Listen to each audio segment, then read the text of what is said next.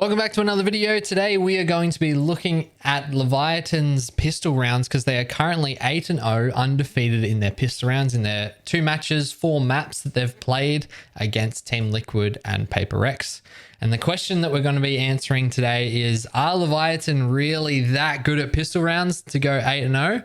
Or are they just a little bit better than their opponents, or is there luck involved, or these kind of things? So we're going to take a look at that today, figure out the answer to that question, and I think the results might be a little bit surprising.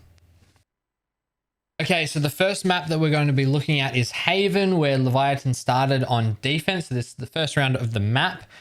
Team Liquid is looking toward just a C-long rush. 5-man down C-long, and let's see how this plays out for them. So we get some early aggression, and Tarkler, with the last frame before he TPs, managed to get a pick, which is really, really big. And then we get a really nice nade out here from King, who's going to stop this push in its tracks, giving Leviatan a lot of time to regroup. Now you'll notice,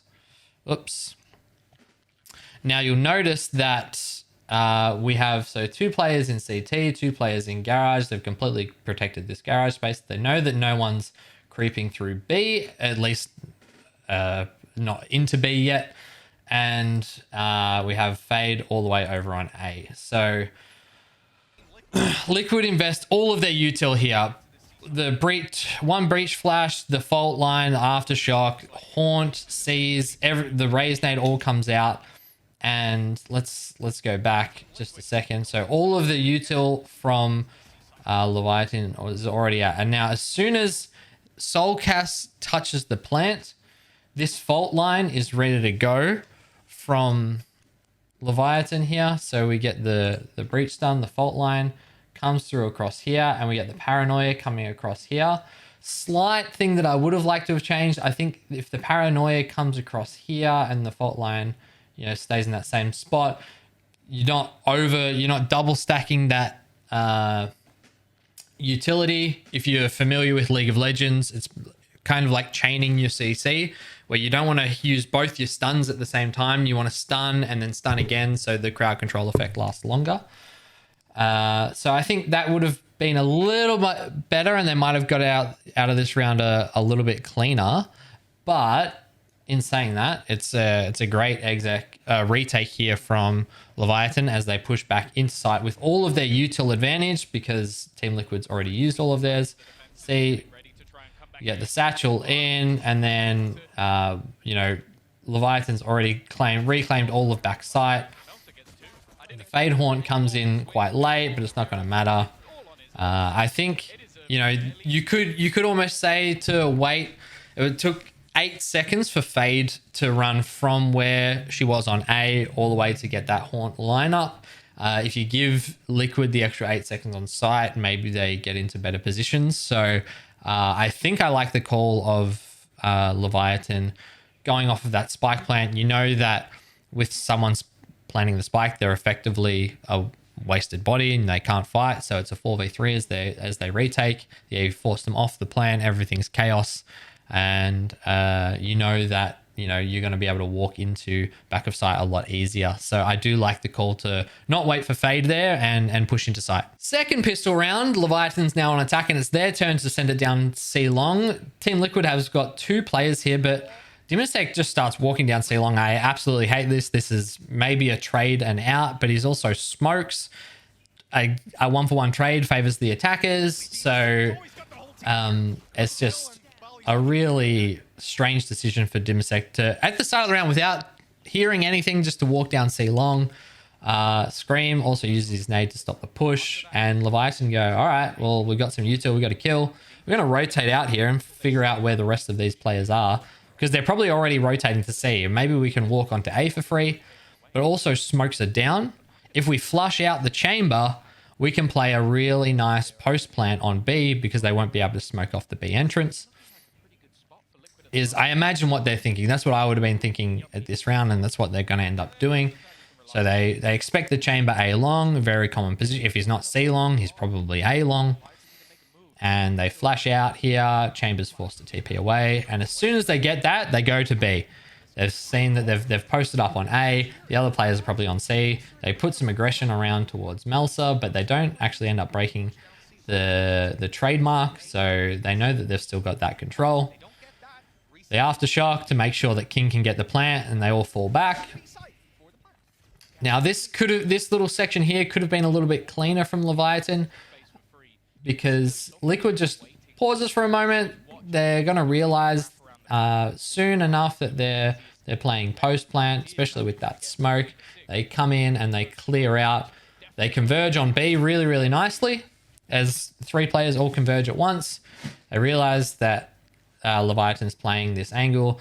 They've made contact now with the players playing off-site, playing in window. So Soulcast decides to swing here, trying to get a timing, and he does. Shy just turns away as he tries to put in the haunt. No one's looking at Garage. Soulcast swings out. He gets traded by Adverso. So really nice from Soulcast. Probably would have liked to have gotten 2 there.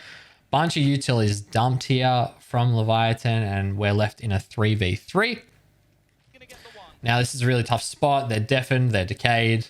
Half of the spike is down. They triple swing out and they kill one in window, but now spike's ticking down. 2 players left. Everyone's really, really low, and to Leviatan's credit, they swing out here at the right time. As soon as the spike tap comes down, they know that they've effectively got a 2v1, and they swing out and they kill both players. Okay, so what about defense then? Here's their first defensive round on Ascent, and they're going to get 2 people aggressive through a main. No real util, just kind of sending it if their prep was wrong, and if they expected, or if Team Liquid did something unexpected and pushed through main, they would have probably got very, very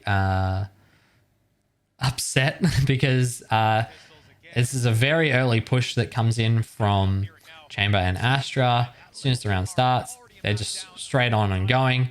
Chamber can, of course, TP out, but Astra cannot, so that's probably at least 1 or a trade, and it actually pays off for them here. So a little bit of luck, maybe good prep, but here's the difference in how Liquid is attacking versus how Leviatan was attacking. You saw these players were all not really grouped up in a way that's super easy to trade for themselves. Scream does come back, which is good discipline for him to recognize that he's too far forward. And then we've got the 2 players in A main. Oops. Okay. So continuing on with the round.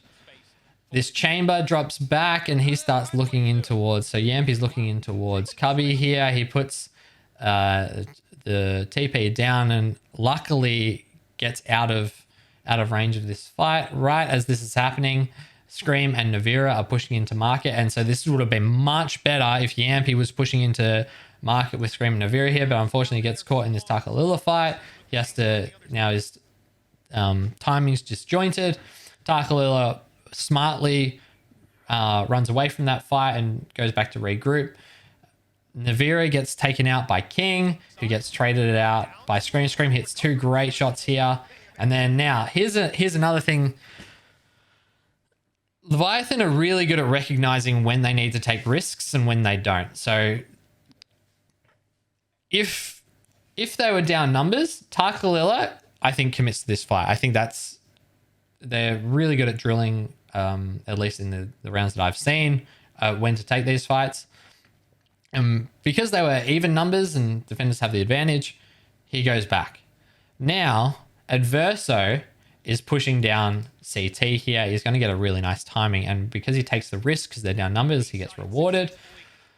Disjointed things from Team Liquid, just not super drilled in the way that they should be executing this. Maybe it's normally Navira's job to get switch here, but I think what should have happened is that instead of Scream being out on this island by himself, he should be coming in and grabbing switch, and then all 3 of these players just go down lane and they fight. If there's a player on site, they just fight this angle together rather than splitting up, because you've already got Yampi, whose timing is out of sync the way that it's worked out. But that doesn't happen.